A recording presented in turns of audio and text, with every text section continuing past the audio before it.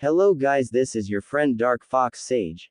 And we are back with our new fanfic, which is What if Naruto fell in love with Femme Kakashi after the graduation exam? Part 2. And if you enjoy this fanfic, then subscribe to the channel and like the video. It motivates me to upload more fanfics like these for you all. Now let's start the fanfic. Konohagakure. Training grounds. Naruto slammed his fist into the training dummy, shattering its frail straw form. That was the fourth one he had destroyed, and he had only started to sweat. The night training was something he had begun recently. In addition to the rest, it mainly served as a stress reliever. Regardless of how supportive his family was, being stuck as a genin for 7 years was frustrating. He knew he had to be patient, that his situation was delicate as a Jinchuriki, but it still bothered him. How much longer would he have to wait until he could finally show his potential? Naruto stood there for a moment, collecting himself. He still wore a similar uniform to when he was younger, the standard Konoha outfit sans the vest. Since then he had added a pair of fingerless gloves that he felt comfortable in while training. Right when he was going to call it a night and return home, there was a flash of red in a nearby training ground that caught his attention. Was someone using genin? He was decidedly curious and went in search of the person using the adjacent grounds. Fire release had always interested him since Hiruzen told him stories of the Sarutobi and their impressive use of the element. Thinking he could learn a thing or two, Naruto didn't think of much else other than observing the jutsu in action. When he arrived, it was a bit hard to make out the person, but he realized it was a woman relatively quickly because of her slender figure. With the moonlight aiding him, Naruto watched her stand on the water and do a few simple taijutsu stances to stretch. She wore the standard Konohagakure uniform, but her shirt and pants clung tightly to her figure rather than the normal, loose attire. On her hands she too wore fingerless gloves, but they had metal plates on the back. At a certain point along her sandals, bandage adorned them and covered most of her lower leg. What stood out the most was her long, silver hair that seemed to capture all the light. It seemed to shine on its own. Naruto had never seen anything like it before. Needless to say, Naruto was a bit smitten. He watched her for a time from the forest, not sure who she was or what was on her mind. No, he was content just to watch, ensnared by her graceful movements and deadly strikes. So much was he preoccupied that when he realized how much time had passed, he stumbled to head home. As her observer left in a hurry, Kakashi turned to see if she could catch a glimpse. Other than a bit of his blonde hair, Naruto Uzumaki had eluded her. She had noticed him watching her from the start but didn't see any harm with it. In fact, she found it somewhat flattering someone took interest in her training, even if it was just a genin. Hopefully he learned something other than how to stalk a woman, she thought as a joke. Perhaps I'll have the challenge of teaching him one day. Kakashi wondered for a moment before returning to her training. She needed to be ready to meet the genin tomorrow. There wouldn't be any mercy thanks to her refreshing training experience that night. Land of Fire. A group of thugs traveled along one of the many dirt roads that connected the Land of Fire's cities and villages. They were a disgusting lot, dirt caked their faces and dried blood. Some of them were Nuke Nin, runaway ninja that had forsaken, or been forsaken, by their home village. Not even they had a shred of honor left, choosing to use their techniques for greed rather than for the greater good. They had just recently come from raiding a nearby town for foodstuffs, their packs now full. A few of the townspeople put up a fight, but the blood made it clear what the outcome was. It seemed that they had been making an enemy out of the surrounding region and were planning to leave soon to avoid the authorities. Unfortunately for them, it was too late to escape. The sun beat down harshly on the band of renegades, no trees were around to cover them. All around were rolling hills and grassland, save for the bandits, whom only served as a mark of shame. The place was beautiful. They passed by a thicket of berry bushes on their route. Having heard that the local cuisine was made with the berries as a main part of the recipe, a couple of them decided to pick a few for the road ahead. The main group paid them no heed and continued on the way. That disregard for their surroundings and fellow bandits would be their downfall, as none of them noticed the two get roughly dragged into the bushes.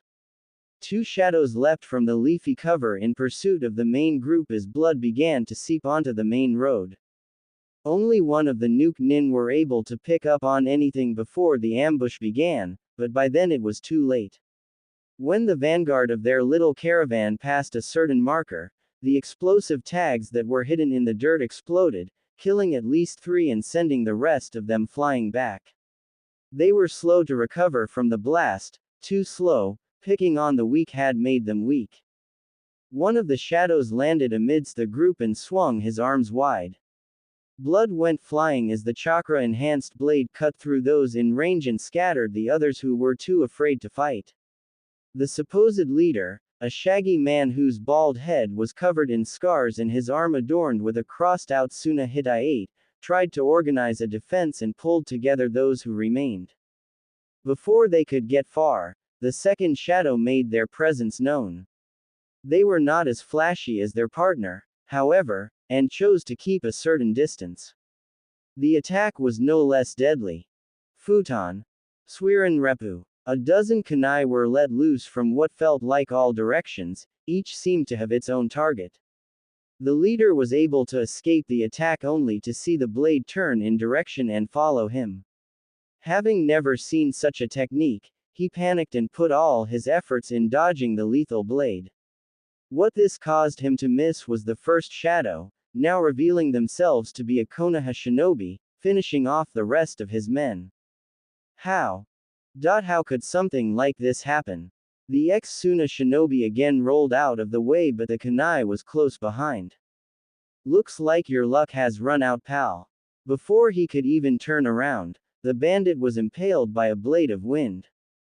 Asuma watched as the final enemy slumped to the ground, having fallen to his flying swallow taijutsu. The kunai that had been targeting the leader fell harmlessly to the ground as Naruto's technique ended. The blonde revealed himself from a nearby depression in the ground where he had stayed hidden. Even with his distance, Naruto had scored 4 hits with his technique and had successfully distracted the leader. Not bad, Naruto. I was expecting more though. I win again. Asuma bragged about his victory even though they both achieved roughly the same amount of kills. Naruto dusted himself off from lying low in the grass. His blue pants would have stained if he remained any longer. Not one to be so concerned about simple numbers, the whiskered genin shrugged. If you count the explosive tag ambush, which was my idea, then we got the same amount of kills. Suddenly his brother did not seem as confident and it made Naruto laugh. That light-hearted competition was what kept Naruto going after what seemed like the 100th C-rank mission dealing with a bunch of pitiful bandits. He was so tired of remaining stationary while everyone around him had progressed. Naruto had personally witnessed 2 classes of genin progress to Chunin, some of them were even held back. Asuma wiped his brow. The sun was particularly harsh that afternoon. He saw his brother was not as concerned with only a mesh shirt and pants on. The faster they finished up getting rid of the bodies, the sooner they could head home. Come on, Naruto, give me a hand with collecting the bodies. Remember, we are supposed to see Hiruzen by sundown. With a grumbled affirmative, they gathered up the majority of the bandits in a pile and set fire to the bodies. There was no reason to waste energy to take them to some morgue, and they did not deserve the cost of burial. It was much easier just to give them an impromptu send-off with a Kaden technique, which Asuma provided. The missing nin were a different story, however, as they had active bounties on their heads. All Junin had a bingo book on them, which allowed Asuma a unique chance to reap the rewards of the situation. With a nice bonus awaiting them as long as they brought the bodies back, Asuma brought out a scroll and quickly sealed them away. Now that nasty business was over, the duo could return home. Since the mission was not all that taxing and they were relatively close to Konoha already, the two decided to just enjoy the walk home. It might very well be the last mission they share together, after all. Konohagakure. Hokage's office. Hiruzen was just finishing up the last of the day's paperwork when his last appointments for the day walked in. A smile came over his worn face as he saw his son and Naruto return safely. When they requested to be given one more mission together, he was unsure of which one to give them, and felt a bit uneasy when Naruto picked another combat-oriented C rank. It seemed that the trip together made whatever the risk was worth it, as neither had lost their smile they set out with. Asuma, Naruto, I hope things went well. The Junin nodded and placed a scroll on the Hokage's desk for his safekeeping. Curious, he waited for a proper explanation as he examined the seal placed on the beige fabric. We eliminated the bandit party as asked without any complications. Among them there were a few nuke nin that had outstanding bounties in the bingo book, so we made sure to collect the bodies. Now he understood the situation. It was fortunate the two made such a strong duo. Regardless of their rank, any nuke nin was worth being cautious over. Very well then, after the bounties are totaled and collected you will receive a bonus. Nice work, both of you. They bowed but chose to stay as they felt there was more to be said. The Sandaime lost his smile as it was replaced with a mixed frown.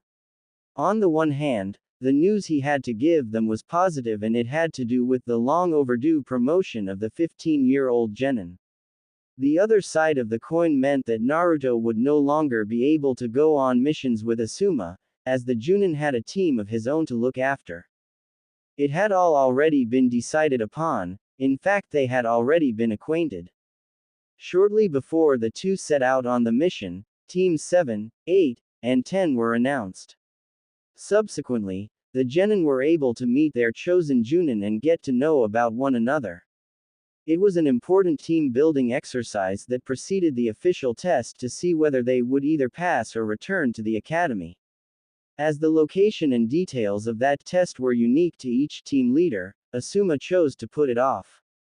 Naruto. The blonde took a deep breath, an odd surge of anxiety flowed through him in anticipation. The council can no longer delay your opportunity to become a Chunin. Very soon, you will be put through a unique test that very few genin have ever been put through to see if you are Chunin material.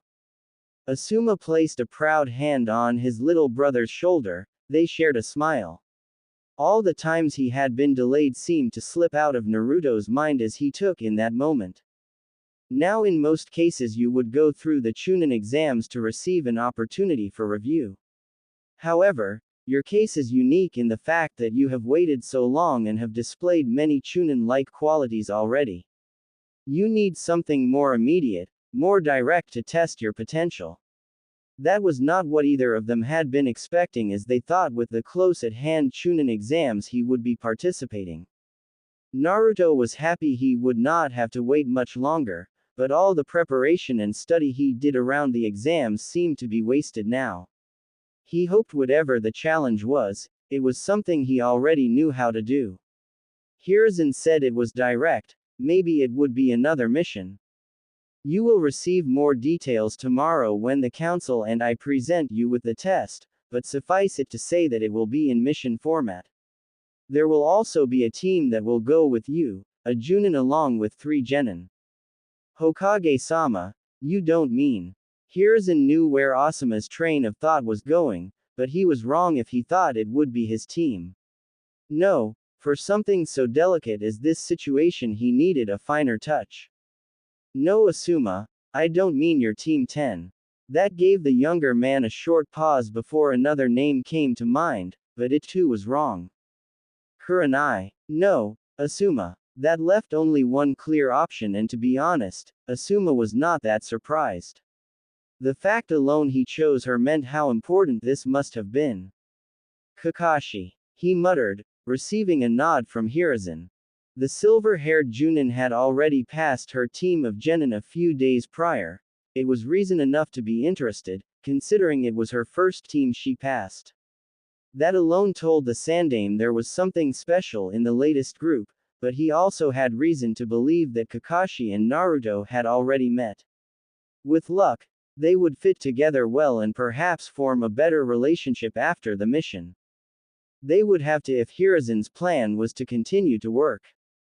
Naruto for his part had still not identified the silver-haired Junin he had watched train around a year ago. Out of embarrassment he refused to ask Asuma or Kurenai if they knew who she was.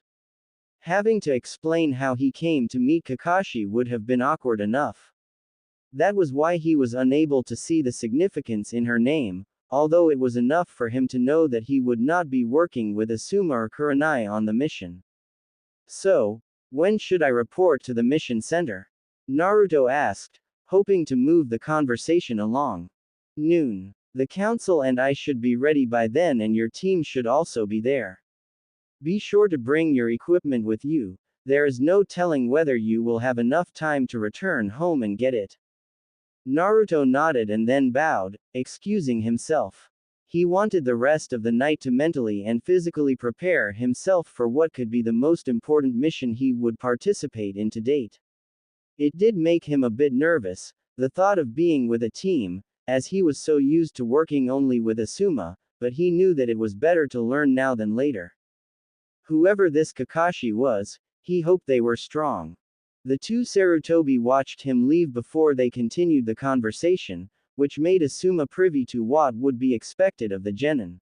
It was risky and dangerous, but with Kakashi there helping him, maybe Naruto could pull through with his life and a new rank. As the older brother, it was time to put his faith in Naruto's abilities. Konohagakure. Mission Assignment Desk. Kakashi was not happy with the arrangement she had been given. Shortly after she passed her first genin team, which by all means was cause for celebration, she was told that she was requested for a new mission. Unable to refuse a request from the Hokage, she was put in charge of this so-called Chunin aptitude test the council had devised for some special genin. Not only that, but she would not be made privy to the mission's details until the genin arrived, who was already running later than she was. Hiruzen waited at his seat in the mission center with Koharu and Homura at his flanks. They impatiently waited with Kakashi's Team 7 for Naruto to arrive. The genin would never be late for something as important as his promotion without good reason, at least that was what the Sarutobi hoped. A loud banging on wood signaled that the Jinchuriki was running down the hall, allowing the Hokage to breathe a sigh of relief. The door slid open to reveal a huffing blonde boy, at least a head taller than the other three genin present. It seemed Asuma had been with him until recently as he brought the pungent scent of smoke with him. My apologies, Hokage-sama. Asuma-sensei had an important message for me to relay that I had to attend to. Don't worry Naruto, now that you are here we will begin right away. Kakashi was still gaping in surprise that the genin she was to be testing was Naruto Uzumaki, the Nine-Tails Jinchuriki. She always knew he was a special case when it came to village politics, but the Hokage never made any inclination to her that he was planning something so bold. Although they had seen each other on occasion it was merely a passing glance, the two had yet to directly converse, she supposed that that would change today. Her team took in their fellow genin's appearance and were shocked to see how big he was in comparison to them. Just as they would expect from an older shinobi, he was tall and had a well-defined body. They could see through his mesh t-shirt and open black jacket. Like their sensei he had fingerless gloves and a pair of blue pants, although they were considerably more loose. Bandages adorned his lower legs where the black sandals met pant leg, completing his outfit. What struck them the most was his appearance. Blonde hair and sun-kissed skin was not exactly common. If it wasn't for his Hittite, his bangs would surely cover his eyes. That wasn't mentioning his unique marks on his face, although the Inuzuka had something similar. Not only that, but there was some sort of aura that poured off of him. It wasn't exactly maturity but it definitely told them that he was on another level than just another genin. If their sensei's vague explanation added anything, it was because he was basically a chunin already. Now then, as I am sure you all know that this situation is not normal. That is because this situation is very unique. Hiruzen chose his words carefully, as delicate would have fit much better. The mission we have for you is not just for Team 7, but also this genin here. You see, this is a test to see if Naruto has the capabilities required for that of a chunin. Hiruzen was addressing Team 7 as they were clearly the least informed. It will also be a valuable experience for all of you, and a dangerous one at that. Follow your sensei's judgment, rely on each other, and follow orders. Each one of them nodded, still confused about the situation at large. Naruto couldn't blame them, even he did not fully understand what was going on. As far as he could tell, this situation was highly unusual. Now that he had a moment, he could finally take in the fact that he was again in the presence of the silver-haired beauty he had spotted that time not so long ago. Her name was Kakashi, an oddly fitting name he thought as he took in her appearance. When he realized she was looking at him as well, Naruto quickly looked away and focused on the Hokage. Now then, for the mission itself. The Sandaime revealed a mission scroll and quickly undid the seal. It is a commission directly from the Land of Fire's government to deal with a large massing of bandits and nuke nin. Apparently they are causing quite a lot of trouble near our border with the Land of Rivers. Considering the details of the mission, it is appropriately B ranked. Every one of their eyes widened upon hearing the mission's difficulty rating. Newly initiated genin being put into such a dangerous situation. Had the Hokage lost his mind? Kakashi held her tongue for the moment but made her discomfort clear by placing one hand on her hip and narrowing her eyes on the council. There was no doubt in her mind it was part of their political scheming to set Naruto up to fail with such a difficult mission. Team 7, take this time to introduce yourselves to your new partner. Naruto, you as well. Finally, it was time to meet the team he would be working with. None of them looked particularly spectacular, but Naruto had noticed that one had the Uchiha symbol on his back. Perhaps he was something of a prodigy, considering the way he acted. The first one to say their name was the Uchiha. He had dark black hair that seemed to take a shape of its own, properly framing his face with two distinct bangs. His dark eyes pierced Naruto in what he assumed was a way of sizing him up. A blue collar high top and white shorts made up his simple outfit. I'm Sasuke Uchiha. That was simple. I guess he is a man of few words. The pink-haired girl was next and she bowed slightly in respect. She wore a red dress with shorts underneath which did not seem all that appropriate for a ninja. In fact, she seemed particularly cheerful and oblivious to the world around her. She had been watching the Uchiha during the entire meeting. Her fair skin must have been something to be proud of though as he had heard Kurenai complain about the new genin and their perfect complexions. I'm Sakura Haruno. A pleasure, Naruto-san. The last one seemed the most normal, if that were an appropriate term to use. He had simple head of brown hair that was cropped short, it seemed to complement his tanned skin. There was a charming, even mischievous tint to his brown eyes as they too scanned Naruto for weakness. His outfit was more utilitarian than the rest, a light green jacket with pockets and long, dark pants that gave him plenty of room to carry supplies and move comfortably. The name is Arata Sato, nice to meet ya. His lax tone got him a hit over the head from Sakura who told him to respect his superiors. Naruto smiled. He had gone into his shinobi life as a loner. He had no expectations when it came to a team, so he supposed this match-up was better than nothing. Even if the genin did not exist, Kakashi alone was enough to pique his interest. My name is Naruto Uzumaki, I hope we get along well. With introductions out of the way, Hiruzen took control of the conversation. He ordered Team 7 to prepare their belongings and say goodbye to their families. That allowed him to keep Kakashi and Naruto to give them a more in-depth look at the mission as well as the test itself. Before he could though, Kakashi could not hold her tongue and immediately expressed her problems with the so-called challenge. Hokage-sama, although I respect your wish to properly challenge Naruto, a B-rank mission is too dangerous for my genin squad. It is something that should be assigned to a group of Chunin instead. Everyone in the room sympathized with her belief, except for maybe the council. Blame it on their experience in the war, but even genin were exposed to tough situations and were able to come out alive. I know what you mean, Kakashi, but neither I nor the council intend for your squad to be the main participants. It is up to Naruto, with your guidance and support, to prove himself capable by completing this mission. Besides, he hardened his face. Your genin will not survive as shinobi if they cannot handle the rigors of real combat. Perhaps this is too much and too soon, but better they be under your care than alone and without guidance. Hokage-sama. Kakashi was surprised he was taking such a tough stance, it was not like him.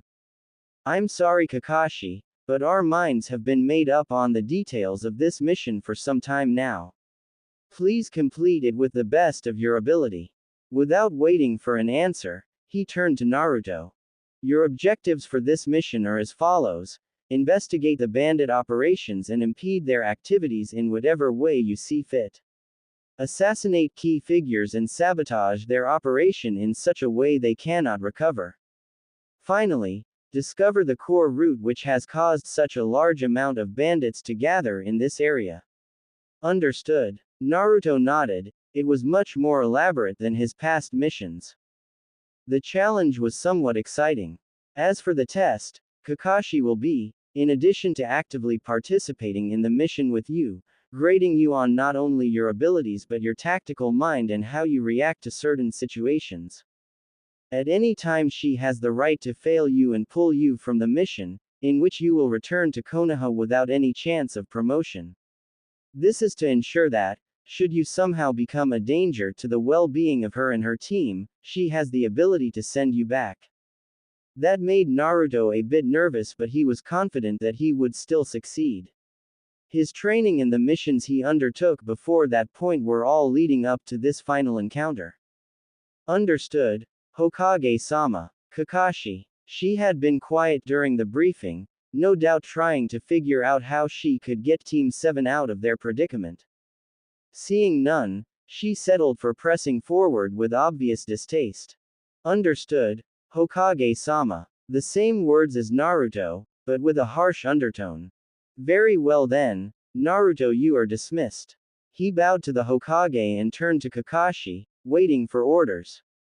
Meet at the west gate after making your preparations, we will leave as soon as possible. With that, Naruto left the four shinobi alone to discuss even more about the test that went far beyond just a simple B rank. The council had more than just Naruto at stake in what they were trying to gain, after all. Outskirts of Konohagakure, Naruto leapt through the trees with Kakashi's Team 7, the Junin taking the lead. Since there was no civilian to attend to, the shinobi were free to move at full speed. It seemed that the faster they got there the better it would be, as they had yet to take a break. He would not have any problems keeping up, but there was some concern the others would not do so well. Sweat covered Sakura's brow and Arata lagged behind. Was this their first time outside the village? Sakura, are you alright? Naruto made it so that he was close to her now, timing their jumps together. The poor girl looked at him as if she would fall any minute. I'm fine, Naruto-san, don't worry. Are you sure? I can ask Kakashi to slow down. She waved his concerns off. If Sasuke could handle it, then so could she. The blonde looked up ahead and saw the Junin making great headway. He was sure they were far enough from the village they could slow down, if only a little bit. Before he could ask though, Kakashi stopped.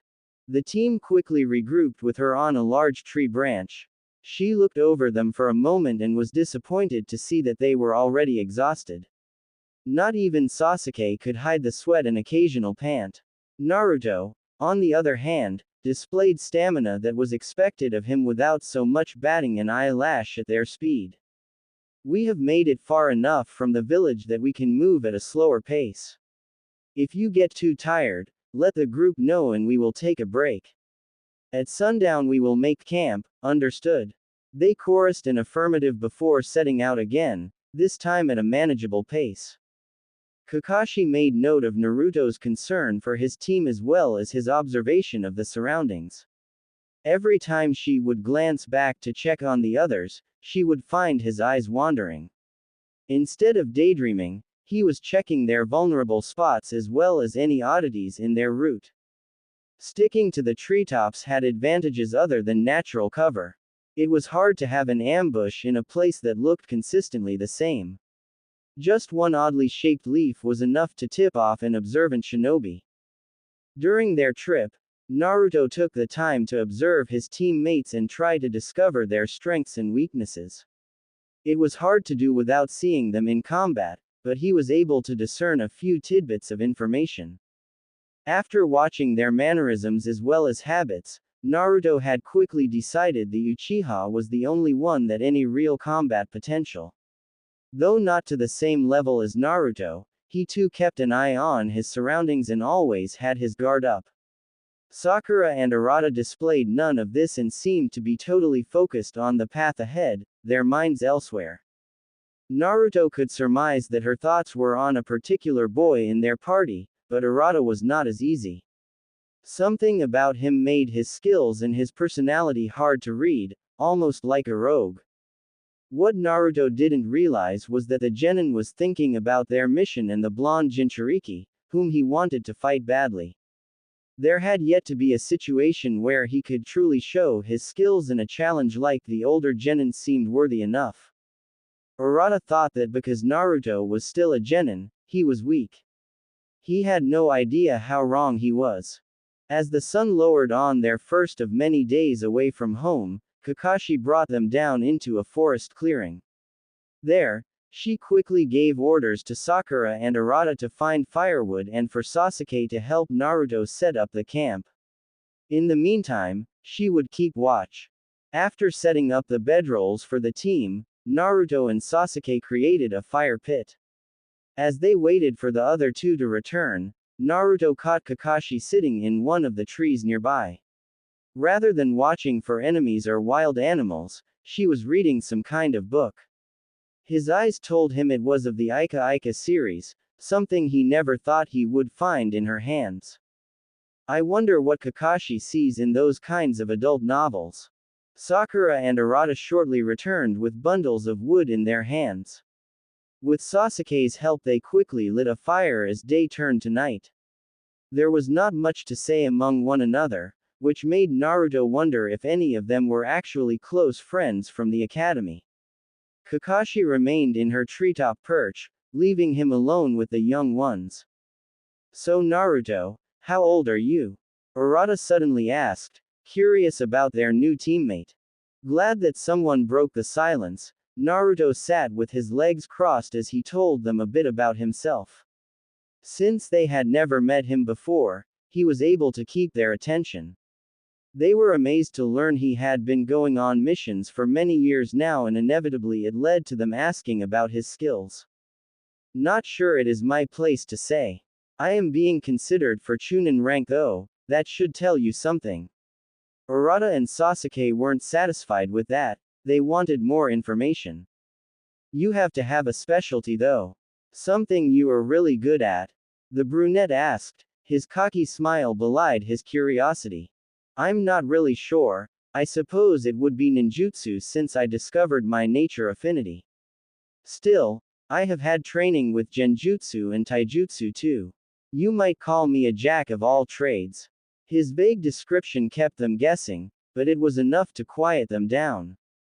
It was not long after that Kakashi reappeared in their midst, casting a sharp eye over her charges. She had been trying to come up with a proper plan with the information she had been given. The stakes of their mission were high, even without Naruto's promotion on the line. If she had to, she was willing to fail him just for the sake of the team returning safely. Her hope was that something like that would be unnecessary, but it never hurt to have a contingency. It is time to get some rest. Who wants to take first watch?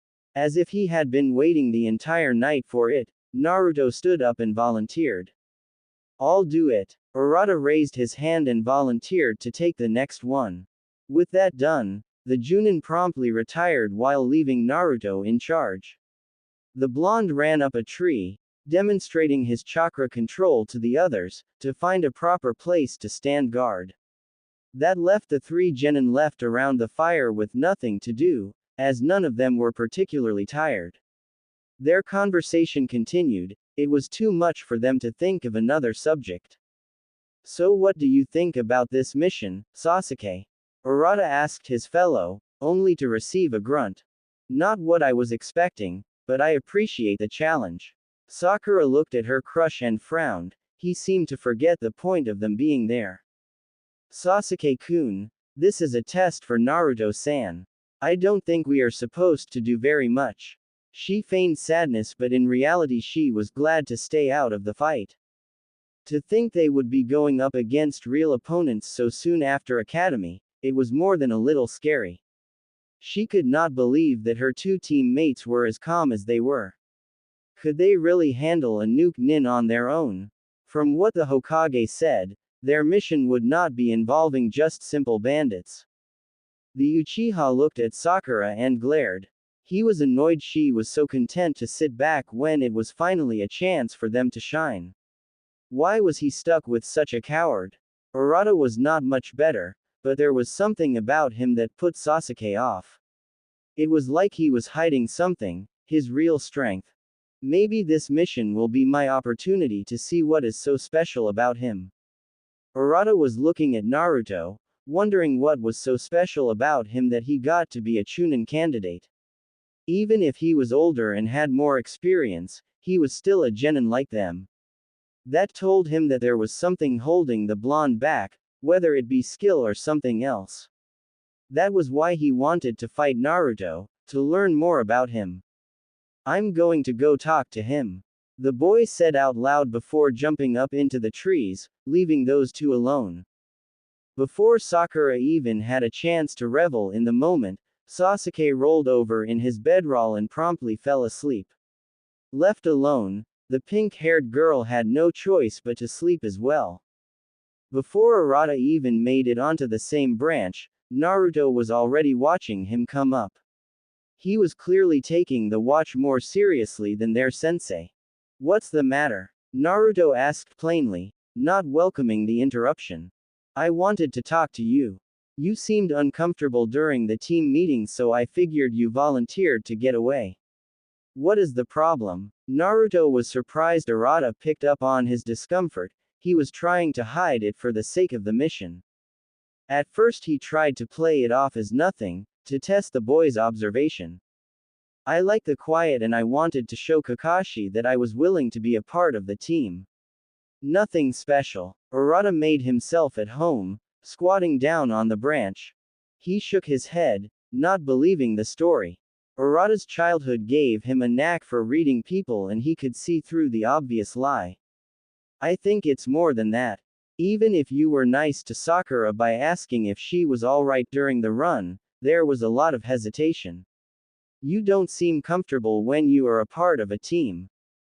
So he saw through Naruto after all. If he could, there was no doubt Kakashi could as well. He was sure she would make a mental note to mark him off for that, he thought in annoyance. I was never on a genin team of my own, so I'm a bit uncomfortable in this new environment. I've been so used to working as a duo with Asuma sensei that I feel like I am out of my element. Urata understood that feeling. New situations were always hard to adapt to at first. Funny you say that, I was the same way when we were assigned to Team 7. That got Naruto's attention. You see, Kakashi had to give us a test to see if we could stay as genin or get sent back to the academy. It was a team-building exercise, but we didn't know that. We had to get a bell from her by lunch or else we would fail, so everyone decided to go off on their own. She picked us off easily. The genin remembered the test with a frown, clearly unhappy with his performance. After my first failure, I caught onto the point of the test and decided I would use those two to win. I was able to convince them that we needed to work together. It worked so well they did not even question my reasons. You see, I was going to take a bell for myself and leave them to fend for themselves. That sounded a bit cruel when Naruto thought about it, but when he compared it to a real mission, it made a bit more sense. They distracted Kakashi while I made my move. The plan was going to go off without a hitch. I could easily grab one and retreat before the bell rang. But Kakashi saw through my plan and captured those two, forcing me to choose. It was then I realized that, as a team, you either succeed together or fail together. There were only two bells and I knew that even if I won, in the end I would lose anyway. So I chose to try and save them, and that is how we won. Kakashi was not testing them on their combat ability, she was testing them on their ability to work together. More than that, she was putting their morals on display for her to judge. Urata almost failed, but because he saw through the test, he was able to make the right decision barring his own moral code. That might have caught Kakashi off guard. She probably expected him to take a bell anyway. That was a risky move, to change your objective in the middle of the fight. It was also impressive. Urata just shook his head to Naruto's praise. No, I wasn't that amazing. If anything, the test just showed I was good at manipulating people to make up for my own shortcomings. But it did teach me something. The ultimate weapon is not an object, but other people. A good team can complete any mission, but it is only a good team if everyone understands what Kakashi was trying to teach. Maybe my explanation wasn't so good, but hopefully it helped. The serious atmosphere lifted as Urata scratched the back of his head, embarrassed. Naruto smiled. It had helped him. Suddenly he felt a lot more comfortable being a part of this team. His appreciation for them increased when he realized how they were going to help him become a Chunin after all. Thanks, it did help. You better get some rest though, we won't actually be near the land of rivers for another day or so. That means more running. Great. Urata's discomfort during the run wasn't faking, he really did not have the stamina for it. With a playful salute, the younger of them dropped back down to camp to return to his bedroll. He didn't notice the shadow that hugged Naruto's tree trunk. Nor did he realize that Kakashi was out of her bed. She had listened to the entire conversation, a smile growing under her mask.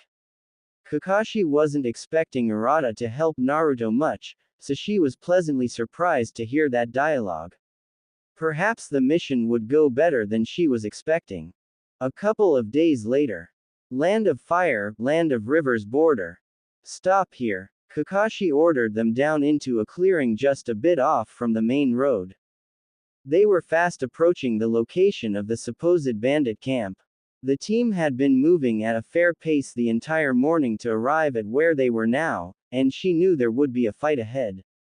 Besides, there was something she needed to go over with Naruto. Take a break and prepare your weapons, we will begin the mission soon. The three genin scattered a bit to make their own preparations while Kakashi waved the blonde over. He watched as she reached behind her back to fish something out of her pack. Her arm returned with a scroll in hand. It was their mission orders from Konoha. Naruto had read that team leaders often entrusted them with their second-in-command before the mission started, in case they fell in battle. That gave him an unsettled stomach to think that Kakashi might die. He knew it was possible, but still, the possibility just seemed so low there was no point in contemplating it.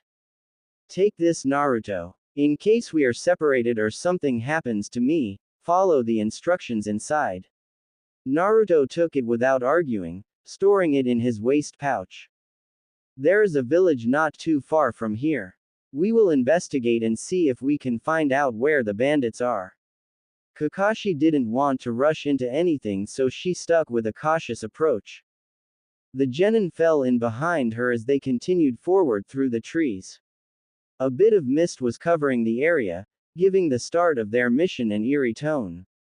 Not long after leaving their rest spot, they came across a small village nestled into the surrounding forest.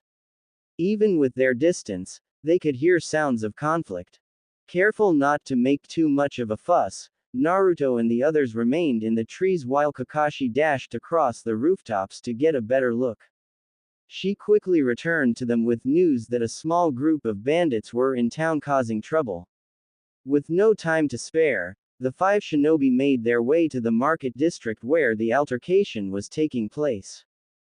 "Give us what you owe, old man," a scraggly bandit ordered, holding up a dagger to some graying merchant. They had been in that area for the past month or so and had begun gathering so-called protection money.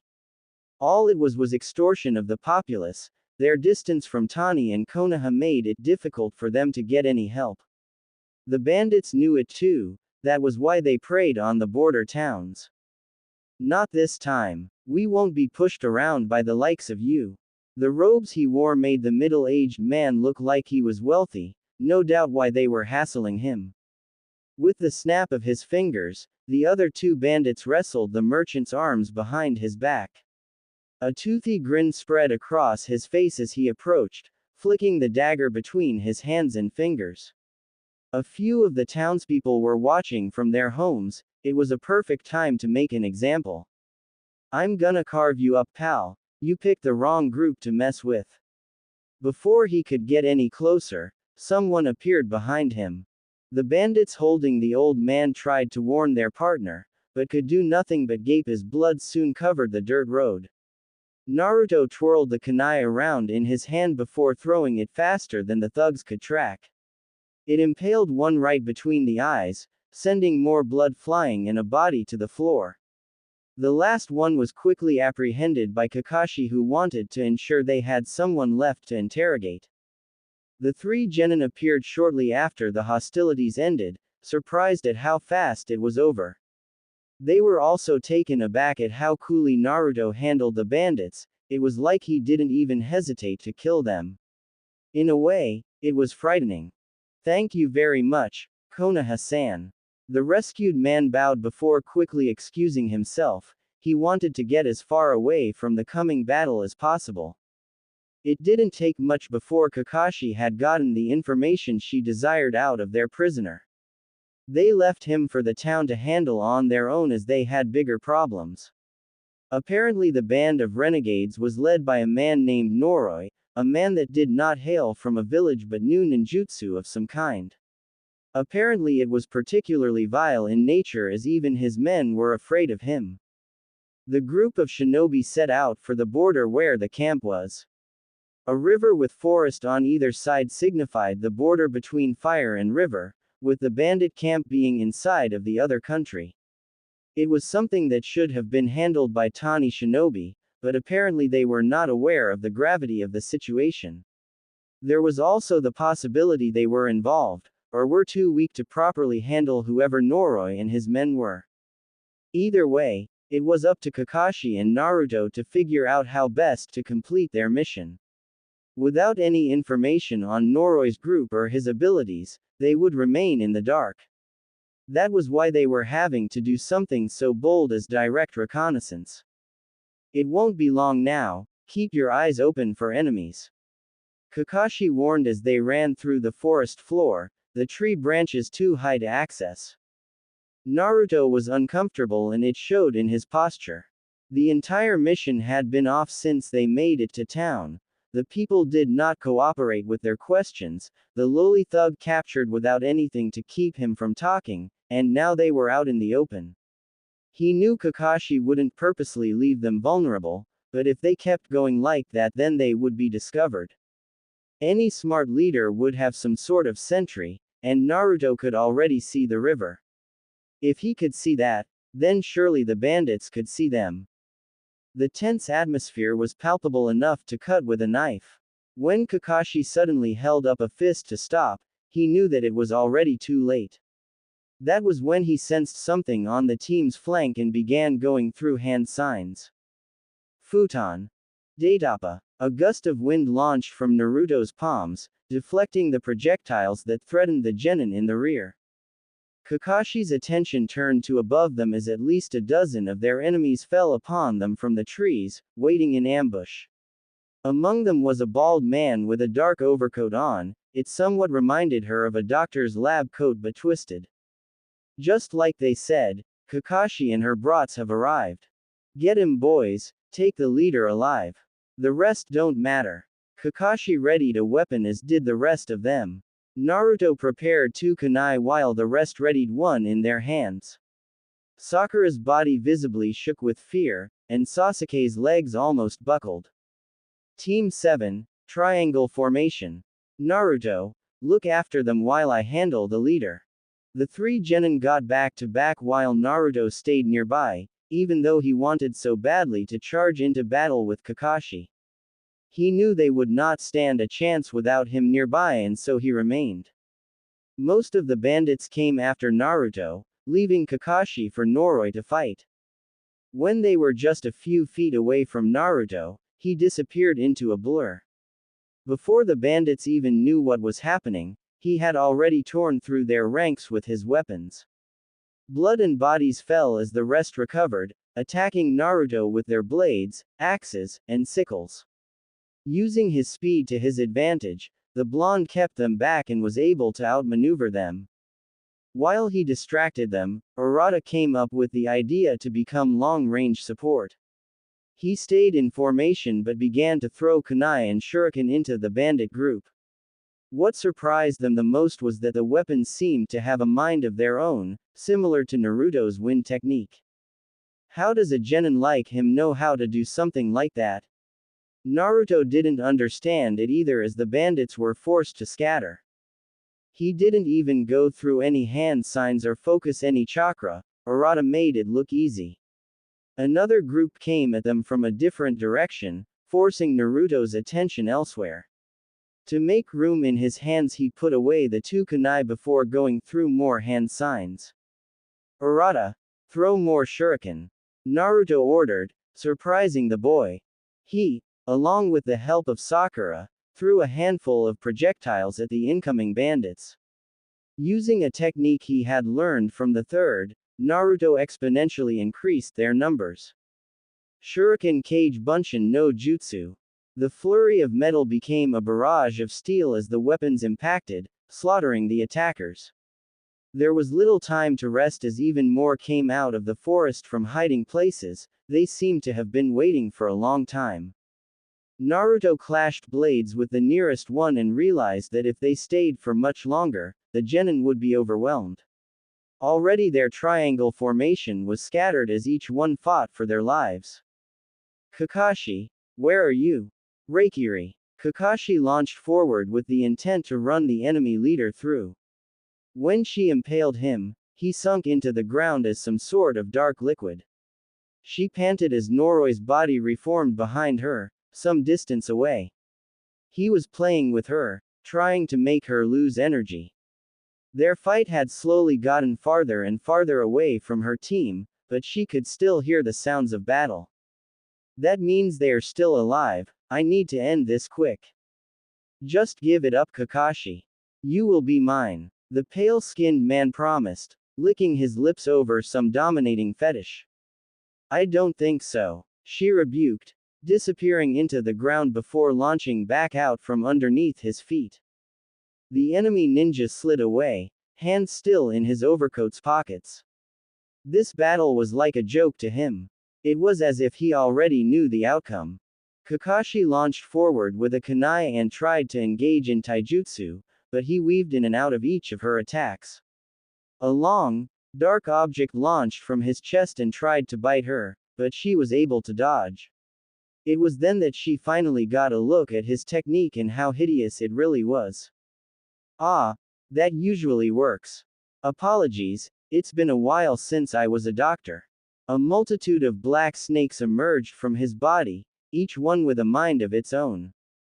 They launched toward Kakashi in an attempt to subdue her, but she was faster.